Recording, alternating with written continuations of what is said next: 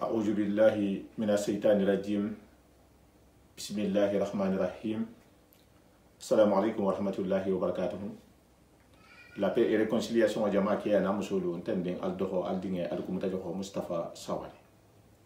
Hanafu tasungar ba into hal konto ombaring ya controla misilime ya controla tigininta ya controla. Hal konto ko bental jang ko haja onda do sido kan sido memo siratal mustaqim sido tin si dunia iso tanyali mafo alkiyala.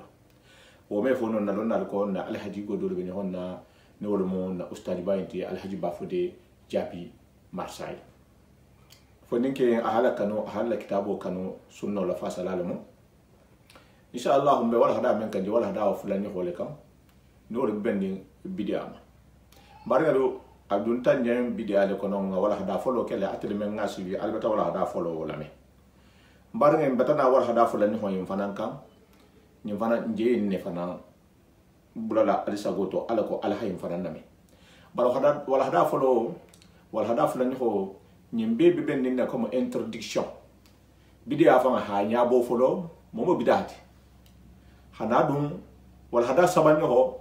awambari ngam ben ala dia dula kan nonne wala fa nambe dia ren hasiani ni peti parce que nonne fa nga ko mem fa nga be la nyini na bidi a kono wala fa nga be wala hada sabanyo ho dula donc alse na me ha bandula inshallah alu ngadwa fo ninke nyesi mayala alu ngadwa en jate kende ala dino nyabo la lemo dino la fasala lemo al hajigo kan konto filinte mento fiu albo jala lento bidia moment bidia de fese la alimbe yenja al sekata dal ha fahamu al fana sekata mo ko tafana nga fahamu hani honna long parce que si ama bidje jamais de bidia malo même bidia en fangati donc din na tambe ko lebe dino to soit mo hado la ko bosi dino la soit mo hado ka fu dino ma soit mo ha kullemu foni halame donc nyinna meta mo muslimo be bulu akena musumana dinning na kebalu alako hanna dino ni ha nyabo nye ngakala tamana nyam fonji hala tama nyama mbarngelu ntende mo aldoho aldinga ko mutajo Mustafa Sawane mbal na ustadi babula la no wala mo alhay bafo de jabiti marsay menar ni wala hada sabanyo ko fana menar ni alhala ni alamun nasumul mutala alamun nabatul mutala alamun teben kambe du nan bu ngol ko non habi lo ko non da mal tema hafalen ko salamu alaykum wa rahmatullahi wa barakatuh janin aduna maqsudu kono ma folale ko rabbi shrah li sadri wa yassir li amri واحلل عقدة من لساني يفقه قولي الحمد لله رب العالمين نا ولقد تم ببغو كمتا بدعة للتعريف ما من بفور بدعة لخو ما فولا أنين دينو سريو ما فولا na wala hada tambi bako sumunta wala kan sumunta fanan awa ta'rifu dingira lonnalu ikhabidatu ta'rifu nyaminna nkonko grupu dolu tarataji wala khabida kefinati fiminna kuta yata kila kola barfimoyin adunta bato bundala adunta fanan lado bunda fanan kono groupe wolu ko bid'atu ko abi man ko dolu beji wolu kontale dolu fanan beji wolu man kon groupe folo le moti ngomata groupe fulanya ko fanan ma mil fanan ha bid'atu la ta'rifu fo bari ko bid'atu ko kula kutole mu dino yin kono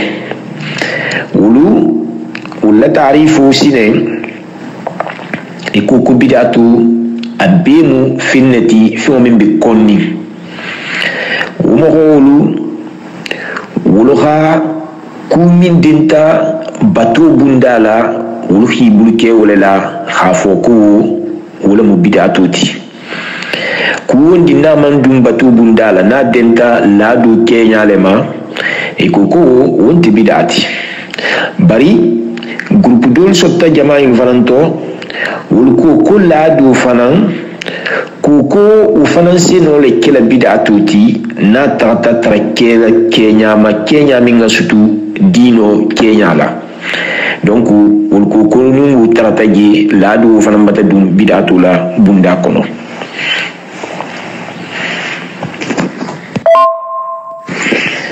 bi mashi'atillahi milala khana darsu continuer darsu mimbe benin bid'atu la koma bid'atu nu akita finneti fi'o mimbe mahammerin betege fi'o mimbe mahammerin mo meno kumaloma darsu kilimo kono imeno kumaloma lun kilimo kono wakanne ihadrusu siyamota wakanne ihadlu siyamota ihadufo akono halni imeno abifo la bari ikesi l'essentiel fo misi moholu nafa misi moholu dema ba be majlisu minate nyimu majlisul hiwar lati hiwarun ekoko arrayu wa rayu al-akhar ihana ideti ihana idi u fanan contraire ti hiwarun walati donc ndul fanana sumoyin abi bazirin walema arrayu wa rayu al-akhar donc nin kurato la sinen hakilma lebe siti kan lonna lebe siti kan isala saha ibe min mutala isala saha ibi bunkela minna donc mbalta la tarala fois la misin ben sawabama na wal hadayin kolla aha ilhamu dimma misin wakela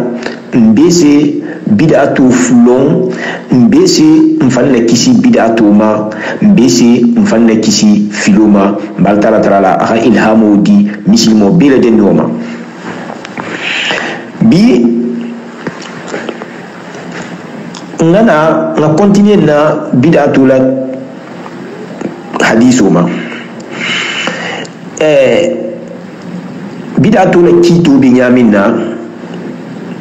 al hukm al taklifi lil bid'a yalo ngafole nadarsi du kolla nko ahkam al islam mismiya kitu khamsatun lulemu ngawo مثال الفو الفرد والاستحباب والإباحة والكراهة والتحريم أو مهم لها بدعة للتعريف كي خالد عادات عبادات كنو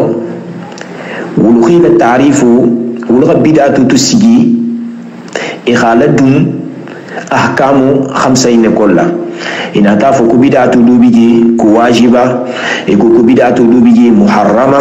كبدعة دوبيجي مندوبة كبدعة دوبيجي مكروهة كبدعة دوبيجي مباحة يكون نتمبتا أتونيا منا ندرس تنبيبا وكونو نانا تقول مغنيلو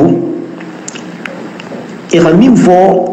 بدعة لكوفتو من كتا البدعة المحرمة puisque kumimu abe bida muharrama jang ninnemu afon abeto bumbati bid'atul muharrama iko tanqasimu ila bid'atin mukaffira wa ghayri mukaffira wa saghiratin wa kabira iko bid'atu min bid'atu haramu moti wobeto sigirinne bid'atu dobiul to usim hola kafiyale usila bole muslimiya to khila kafiya ni ha baro ke ite fon khi fan konti kafirula e ko bid'a mukaffira bid'a muharrama do fana bigi bid'a haramu do bigi khayru mukaffira hal ni hake hala to bi kering junubi bati ni hake ni mi la bo muslimi akolla imi fan konti kafir la mo fana mi continue kafir la wo fana bigi e ko bid'a muharrama yin bid'a to min bi haramu yarin asigo do fana bigi isa fo ma ko bid'a saghira c'est-à-dire bid'a to do male moti e ko do fana bigi ko bid'a kabira o bid'a kumbaleti donc mbena la bi khana sumu wole ma inshallah ta'ala. Bon, nana folo banga bid'atu la saha fil aqida. Bid'atu ni adinta lan khaydula tawhidula lonna la partie juma bid'a muharramatu partie juma eko كوكو اتفق العلماء على أن البدعة في العقيدة محرمة وقد تتدرج إلى أن تصل إلى الكفر إكو كلنا البنتيما كبداو بدا نا دينت أخيدو للا لنخيدو توحيدو كوم بداتو التي من بحرامرين وبداتو سنو ليللا على الدانجيروزيتي كينيا ما سيلي ها مغول سي كافرياما إكو كفا أما التي تصل إلى الكفر فهي أن تخالف معلوما من الدين بالضرورة كون دي ناس مغول سي كافرياما بدعة كونو من كده بدعة محرمات دي ومو فنتي يغفر الصوصو دينو كونو فيو من بلوني دينو كونو أبلوني بيبا لوني كوني مو على حالو إنتي إتغنا إخاو الصوصو بارلا أني على حالو لا دونك نيهو كدرون وباتي لبو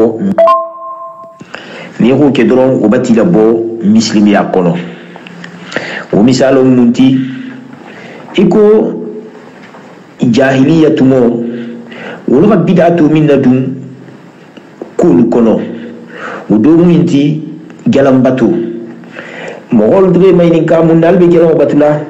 يكو كما نعبدهم إلا ليقربونا إلى الله زلفا يكو كنتين يلو باتلا فويلا فوي سين سودم على لنيامنا اسم فالير إليه على تالايا اسم بلاس إليه على تالايا اسم بلاس نيوما سوتو اسم كنجورو فلنكيني عليا fo nhajulu sejara wala alhalu wulu ila baro wulu ubatike bid'atu min jana ila kafriya khila bo dino kono etumbe dino min kono kotoma lon la ko sinen koko bid'atu moho me afo bid'atu ma ko mukaffira fo dabitu khatraji c'est-à-dire ko khatraji أفلم بتولا كومين كوتو إكوكو منتي أن يتفق الكل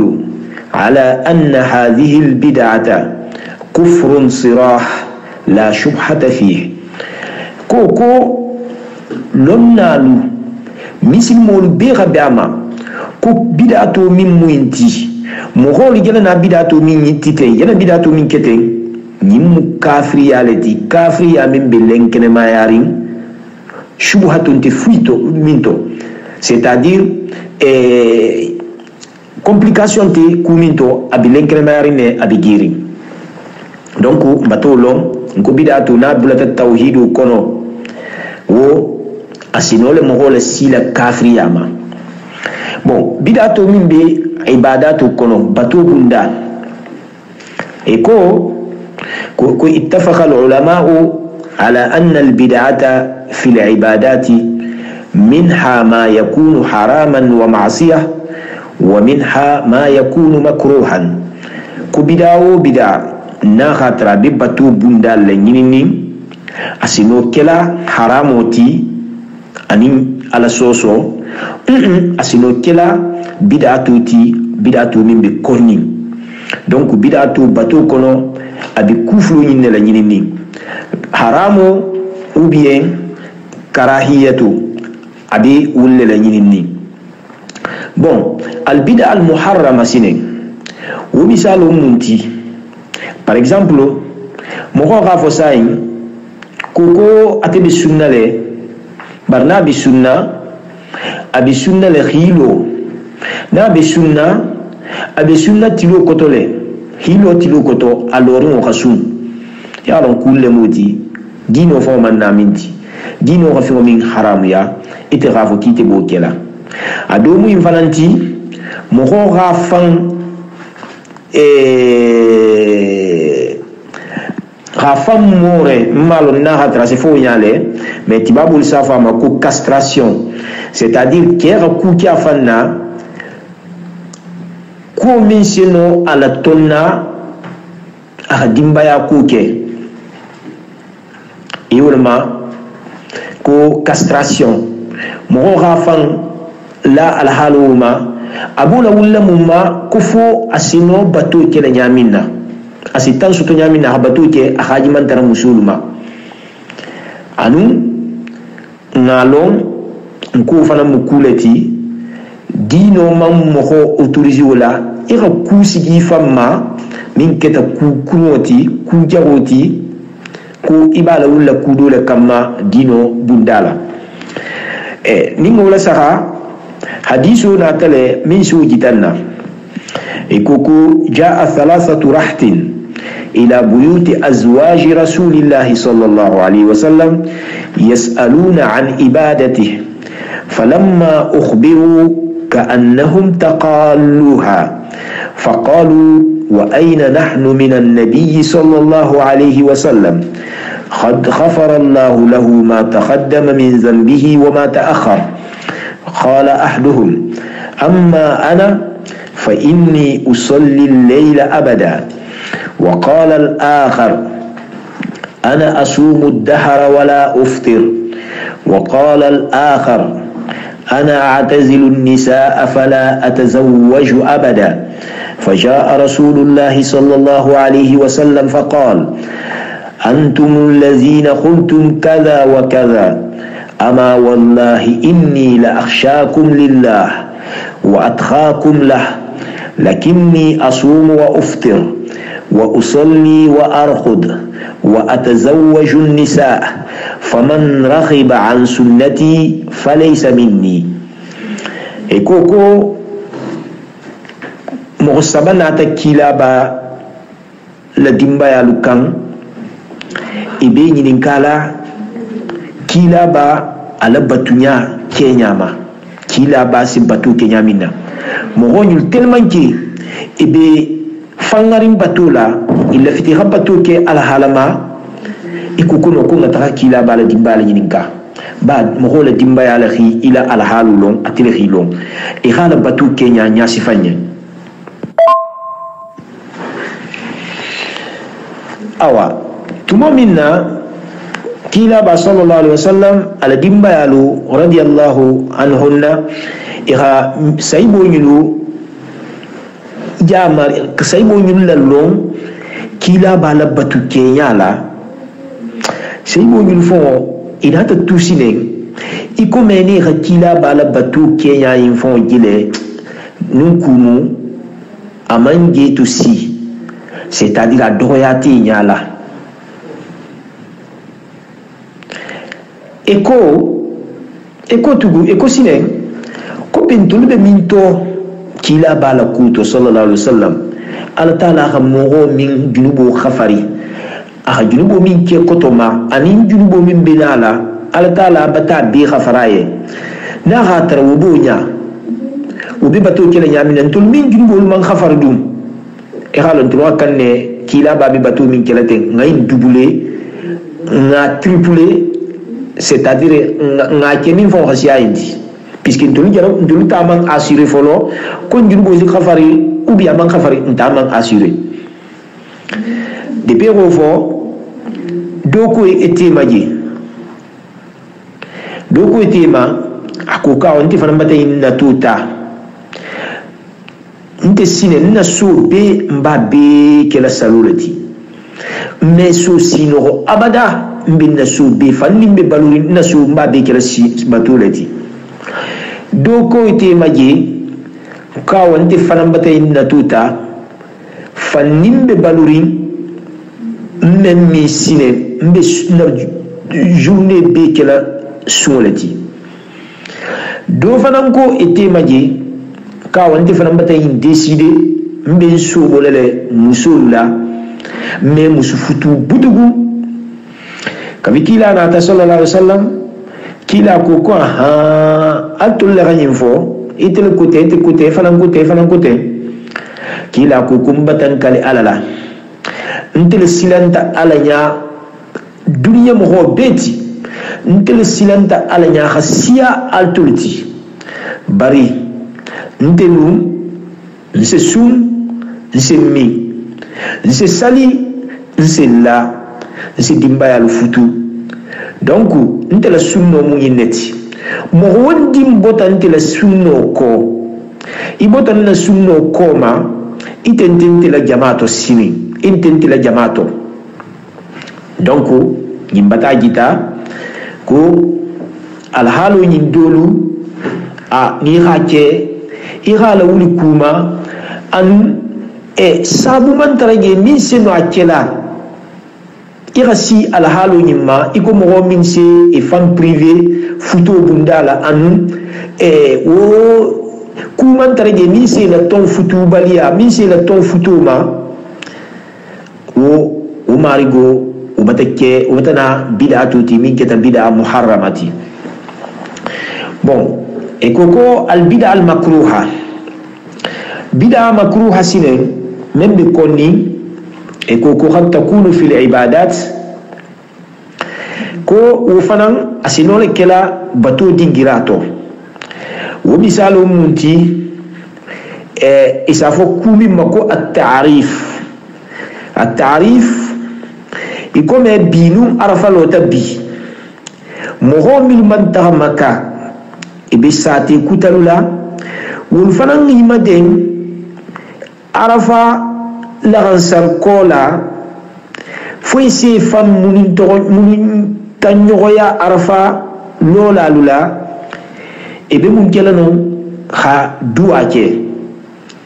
donc ikuku wumu bid'atu lati ikoko mun fana mu bid'atu ti min kata bid'a makruhati bid'atu min be konni ikoko nim imamo be khutubo kela jumaluo akha mansul togofo khutubo kono bari abe infola munna fois valeri di mansul nyuluma fois mansul nyulu bunya ikoko fana mu kulati mun be konni ikoko bari na gatra mansul togofo le aduate ye ikoko ken wum kulati kumi dahata ikoko mun fana mu bid'atu ti min keta bid'a makruhati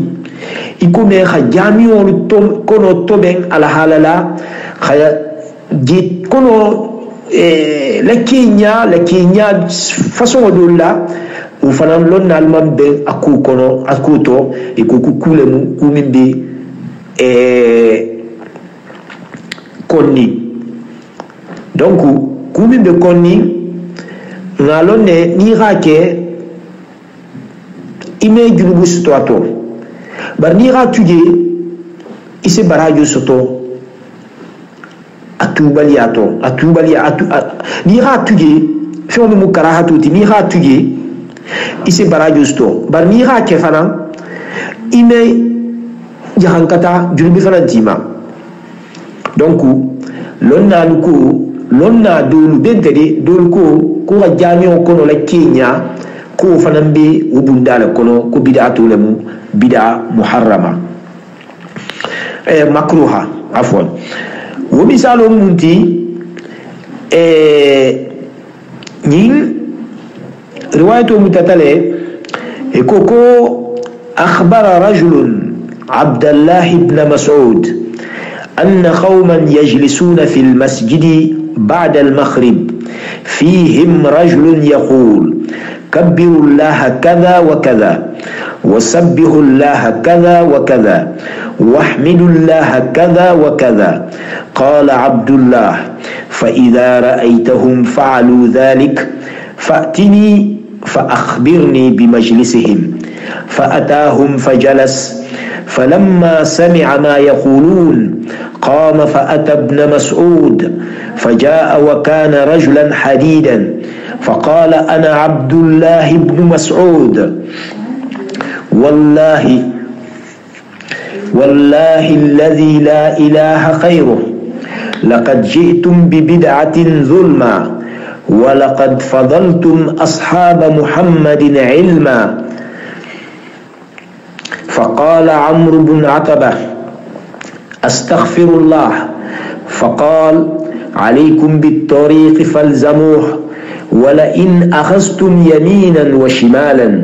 لتضلن ضلالا بعيدا.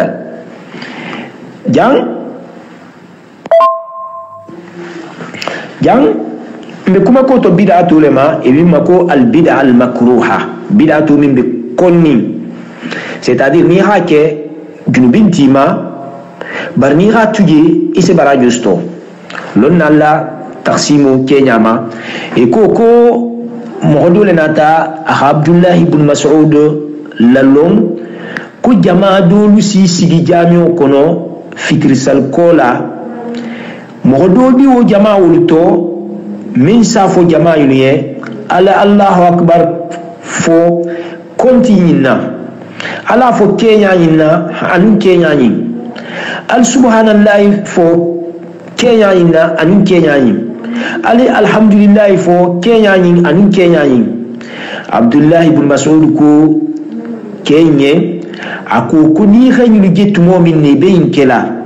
na ikhanan nalon igani ila majlisu fanan iko fanan gitanna awa keta ta sine keta ta hisigi tuma minna hamghonyu kamme ebe kuma kawanyin batonyin zikro yin kela alhalo nyimma awulita anata ibn Mas'ud kan halalon ibn Mas'ud kentun ketam wala timungo tumo kana rajulan hadidan, c'est-à-dire a tun se diniale dino nimmo kudo la dun dino to min manke dino ti asi dimia ame supportino. Ibn Mas'ud nata jamailu kan akuye aku kontelemu Abdullah ibn Mas'ud aku matan kali ala taala la man sakutante manso min kola aljana na bid'atu letiten fantoye go sabula albatal fantoye ge kana bid'atu ti alla baro yin fananna albe interneten ki kome albata kila ba Muhammad sallallahu alaihi wasallam ala saybolu albata wala albata fi sayawati londo bunda fananna e kafa wofo kuma kan bunyata mo yirma amr bun ataba ko astaghfirullah ko astaghfirullah di ba wofo Abdullah ibn Mas'ud ko ay akukawa al silo muta al kila bal silo muta al kana boako al sabati akan ko bari nali tata bulubani marala mbatan kal al talala al bi filale filopi to membi dan nasiri. Bon nana sinen nakuma al bid'atu fil adat, bid'atu min bidinni la dola ko la bid'atu min bidinni wala toujours mbe kuma la mo la logique matin mo min khafo ko bid'atu abila adatu kono bid'atu abila ibadatu kono catégorie folo ko mata bilma wala logique le muinti mbe continuer la wala kanten toujours ko al bid'atu fil adati min hal makruh kal israf fil maakil wal masharib ko bid'atu setarale ado kono bari dolu setaroje milbe konni ikome ira gaspillage ke ra fion gaspiller israfo ke domo bundala anin min di fion bundala idralon ise fion min bang bari ra ta fion kuta sang ira le me o bang ina bansini ira do ira to ta hala fay isa traité mimuna fala mo kuta mimuna fala igena min kewnya igena israfu le kewnya e ko bid'atu leti bid'atu min bi konni e ko bid'atu fanam lado kono min hal mubah ko dol fanam be jewu lado kono min be dahari, c'est-à-dire ante konni c'est min be dahari ni ga ke ime sarasoto ni ma ke fanam ime junubi soto et comme on dit at-tawassu' fi al-laziz min al-ma'akil, c'est-à-dire dum fendi ma dumo iro la siaya e wonte tanati bana atra kenkinte ala failale adana tambo bulato wonte tanati ira dum yawo nyansine mana atra ken ki ba dum lele ko tanantuti par exemple zani ira bagi nyuma al tare bulla c'est-à-dire mo la miti ira bagi nyuma ji jam wujam isa sanka bule kanna e ko fanan ko bidato le bari bidato mi mubaha ni ra ke ime baraji ni ma ke fanan junubi fanan tima puisque il y a une fan de Kenyale ala taala min Kenyale hadaye e ko dole moti bari dole fanan ko anna al bid'ata fil adati laysa laha ta'alluqun bil ibadati jaizun ko bid'awo bid'a na khatarale abilan dole kono na khatara ado nyin anun dinon te nyom mutarim e ko bid'atu wo da hatale bid'atu ko da hatale puisque comme na fon ko kundi na hatara kila ba make anun ko wol batala kuta ya kongo be la dum bid'atu kono ko le munya kusiya mambeje o bebe dum la bid'atu bunda kollale meno ko mil fon kontila ko mil fon to mobe a se changer a se élément bon on a point do fanama point ni fanan c'est très intéressant et ko bid'atu asigo do la muyinti mais bid'atu siginyanyin nimbe denni ala sutiya dalilo la taro bid'ato imbulu anun dalilo la tarabaliya bid'ato imbulu ikhanyim bid'ato to sigi al halu inma iko tanqasimul bid'atu min haythu qurbiha min al adillati aw bu'diha anha ila haqiqiyatin wa idafiyya ko bid'atu ala sutiya dalilo la anin ala sobo dalilu la abi sigirin da sige fula bid'a haqiqiyya wa bid'a idafiyya bid'a haqiqiyya wala mu bid'atu vrai bid'atu bid'a idafiyya bid'atu le mu bari ala konti lenkene mayarin bari inata tasinen hakafu bid'atu ma idafiyya bon البدعة الحقيقية ومنتي إكوكو هي التي لم يدل عليه دليل شرعي لا من كتاب ولا من سنة ولا إجماع ولا استدلال معتبر عند أهل العلم لا في الجملة ولا في التفصيل ولهذا سميت بدعة حقيقية et ko bid'a haqiqiyya min bid'atu fanti bid'atu vrai ko bid'a dalilo man soto sariyo dalil man soto même be tombero kerin bid'atu imma c'est-à-dire dalilu man na kan min na ke ko yinga ka kela nimman dalili soto ko yimma dalilo min fatanta kitabu la qur'an wala muti afatanda kila bala sunno la anin lonnalu bentaminto anin lonnalu ga istidlalo min be considering lonnalu ya woman mo tom ben kumima nin ko ketasinen fil jumlati c'est-à-dire global ou bi tafsil ou bien ha détaillé moholiye et ko le mu bida haqiqiyya tuti c'est-à-dire nimmo be yalla fola al halakuta kono e koko ma kana al ihdathu fi jami'i wujuhiha lam yadul alayhi dalil shar'i c'est-à-dire kula kutobe femmin nanyini akenya beto adingira beto dalil man soto minga gita koko yin akan kelale dalilo bota qur'ano kono sinemba bota sunno kono ba bota ijma'u le sinemba igba folo le makul bid'a haqiqiyya bid'a vrai usufa munti iko mesai alqur'ano ko nye ko dolo bi haramuri modo soto o khafo kono ko tonyante ko dolon di haramuni inkaru tahrim al-khamr yalo ubatana bid'atu ti bid'atu nyimu bid'atu haqiqiyya lati puisque be galon dalilo na tala al-Qur'an kono min ko dolo be haramuri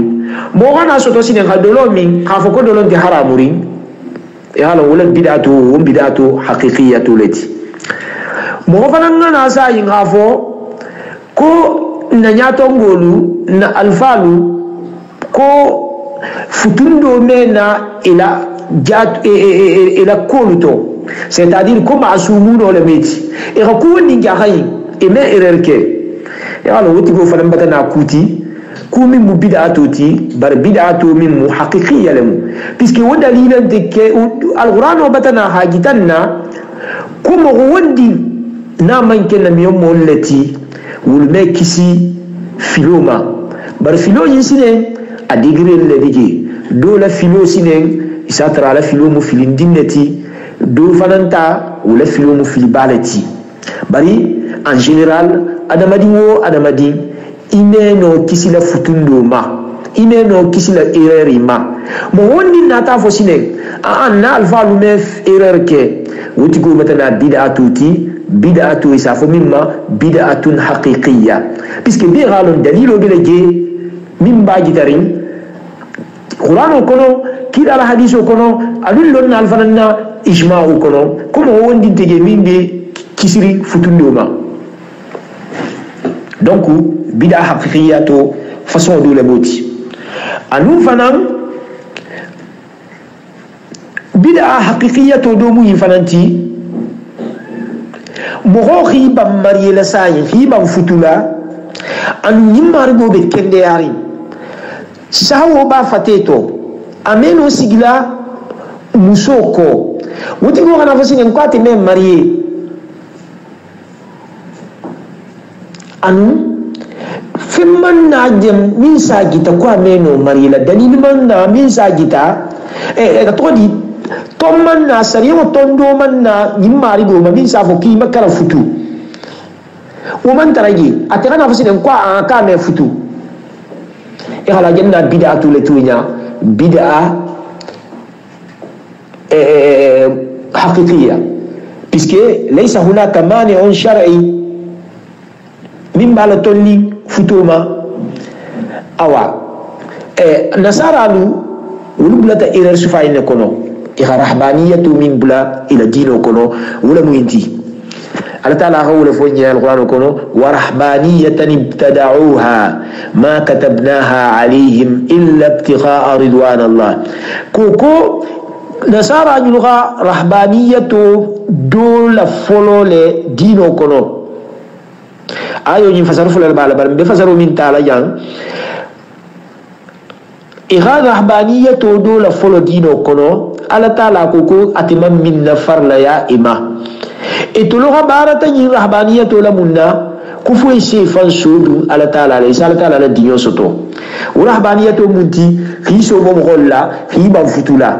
ima yole souvent ila catholique nyatongulu wulu khiba musutama ila père wulu anila cardinal wulu imeso musu futula wala wulta wala ma rahbaniyatu isafu le ko ar-rahbaniyya donc ufana mu bid'a haqiqiyatu lati puisque wotulde ila sariya ko le nun bari de bismi anata wo buru hatale min ba kala tensine e bid'atu le kala bid'atu mimmi kuti kumi sariya ko mo la tombima anu fana Inde mogol se minke Inde khatu fan jahan kata golon bela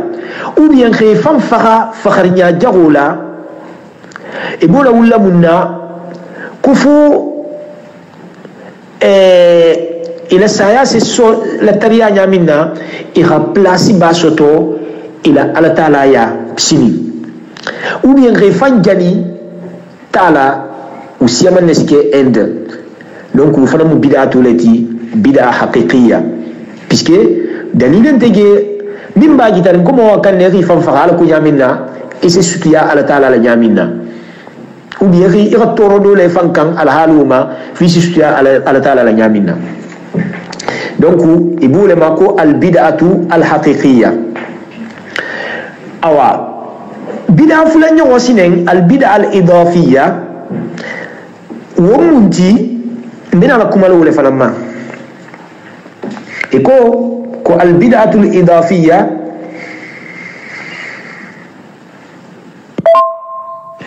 bon mbina la kumala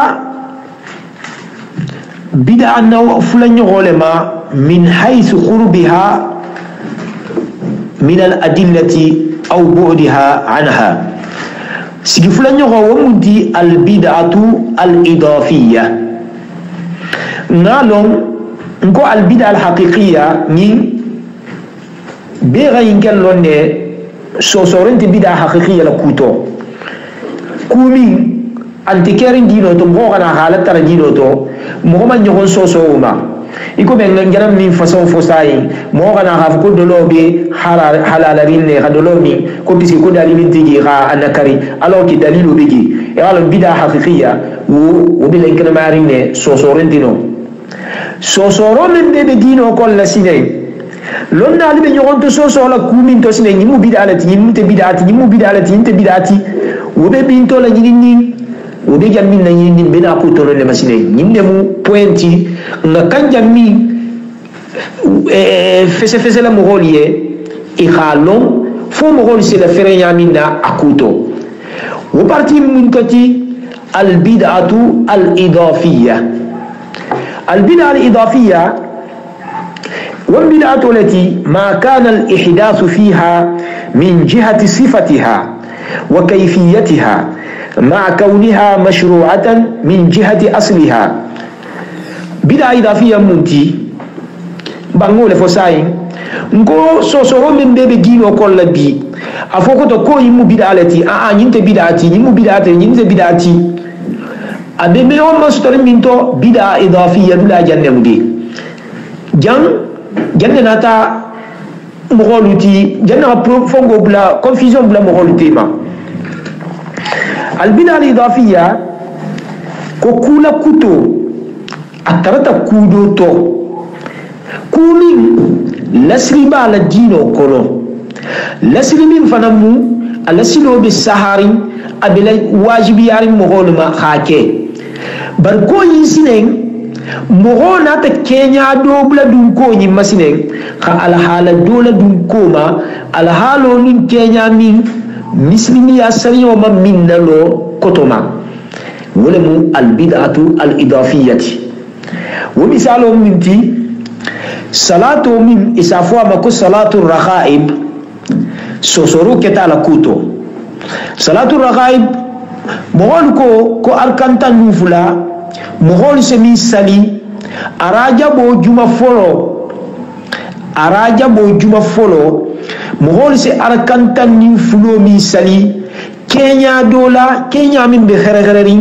إسي دوا دو فنان كاراتو دوا من بخرغرين لون نالكو كو يمو بدعة التي بدعة إضافية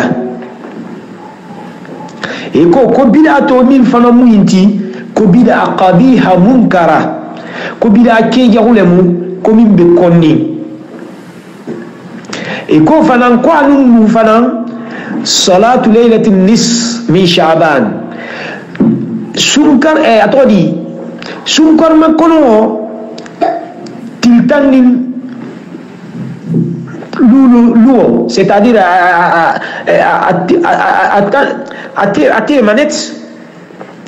ira saloke ira kan kene sali luo kenya dola kenya mimbe kharagharin ala hala falanto ala halu mimbe kharagharin e ko ko nimbe mu bid'alati bid'a idafiyya sosoro bila janko ya lonko la yali ko sosoro min be bid'atu la kuto abi jam parti la bid'a idafiyya abi nonde puisque bid'a haqiqiyya wolon tale sosoro ndino bar bid'a idafiyya sinen sosoro mumu aketa janne bari ngelna misalo le titensine anin lonna min ko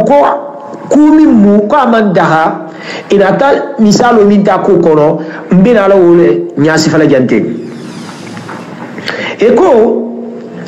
وجه كونها بدعة إضافية أنها مشروعة باعتبار النظر إلى أصل الصلاة لحديث رواه الطبراني في الأوسط الصلاة خير. أكو كونين كي نيا صلاة من لكوفة صلاة الرخائب من سكي أراجبون سنكر مكانو ينتو أكيا يما مقول كو كمنا أفوتن يما كو بدعة إضافية كو بدعة إضافية لمو بسكني على سها سلو لمو سلو من بي كوميمو أبي سريون أتلاتي أبي سريان نيني أبي سريان كانكي ياريني بسكي منا نيغا سلو لسلو فما لسها سلو يقول أنا تتبراني لحديث وكنا يامنا كو الصلاة خير موضوع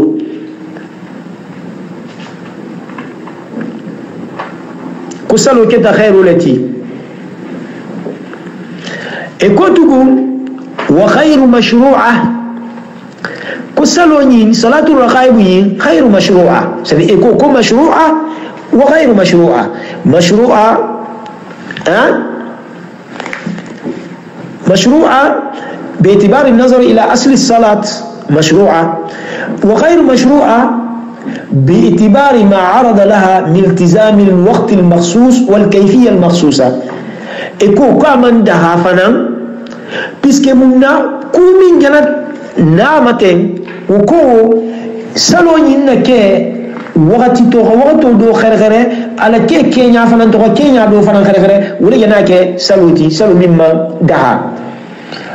دونك إسافو سالس فونغو سفالما كو البدعة الإضافية بدعة إضافية سفي فين وفين نغاتر لسلو بلا على دينو كنا أحكان كلا بل إتنا تاكي كينيا دوما مسلمي أمان كينيا منا لو إسافو لما كو البدعة الإضافية أمثالو دولة موتي نجرم مثالو من فوق إيتي دونك يي بدعة إضافية نولا غدا من على بدعة حديث من على لبن بدعة إضافية لما خناكما على كوتو خناكودو ياسفا على كوتو بمشيئة الله أوا من على بي والغدا دن جنة إن شاء الله تعالى نالا غلون كتفلان ديما نانا نكونتيني نبدعة فو لفتاها كومين فو بدعة لكوكونا خناكما ومسينة بسكي نين njana walgada min fo bi aninga walgada min ke semaine tambi bago wul be mu introduction leti kuma mbena la kuma la kumimma puisque imeno kuma la bid'atu ma imam bid'atu nyasi fa mogoliya mu fa bid'atu ti imam bid'atu nyasi fa mogoliya ay so sigiri nyaajuma lon na lo gato sigi nyaadi lon na sonta male dol man so ama nyaadi irana go be nyasi fa bid'atu sine haqiqiyya nu idafiyya wo be nyaadi iko fa na nyasi fa mogoliye mogol khawullo di kwato lo na sine sina tambi sine ngana na wala ga dafo min fo na maksudo fa minti mina la kuma la wulle masine insha Allah taala puisque na ustaz ba min keta Cheikh Ousmane Geyti hafizahullah ahayni karole ke ko bid'atu kum nun mo sena bid'atu nyasifa bi tafsil donc nim fanam bato engagement ta nko ngana do nyasifa lonna la min be fo nyim koto hana nyasifa mo goliye fo tumado na tafsilo ni sino kela kandoti muslimo bela de noyen na lom min bid'ato ti na lom min valante bid'ato ti fon sen sobo bid'ato la nyamina na kisi dunia nga kisi l'akhirah fana insha Allah taala alamunna batul mutala alamunna suwal mutala alamu bidarso min bedi la majliso ina alamun kela wa anafa alamun kela afahamulati alamun kela mo valante mise kawani yuma me kuma yuma me khabulako مبي تعالى يغفو السلام عليكم ورحمة الله تعالى وبركاته. وعليكم السلام وبركاته. أستاذ الحباب ودي إيجابي كبركة alamu isima yala alamu ijato kende yala alamu febodi to menga sieti mbalnga mbeta si wala hada mbeta sutia jila mbeta sutia wala hada ni ngola mbeta sutia jila bidia momenti inshallah interdiction beta ku shiaman ni fakamu beta ku mashiaman ni me bari ni abege yalla ni alhala ni inshallah bafla len kalimbe wala hada kuta ntende no al do xal dingal ku dañ ko al nin na ustadi bala batu ni wala mu alaji bafo de jabiti marsay wala hada nal hal munafan al fanan sha Allah mara al khatu talam ko kutal tema khafalen ko salamu alaykum wa rahmatullahi wa barakatuh